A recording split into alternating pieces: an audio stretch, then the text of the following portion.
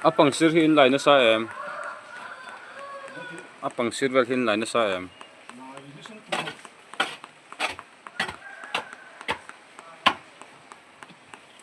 khơi trong vel nghe in lai chân vel lang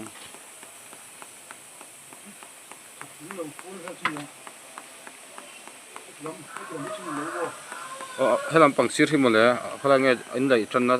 acha do le tangin ate chân na tur vel hane ga thel do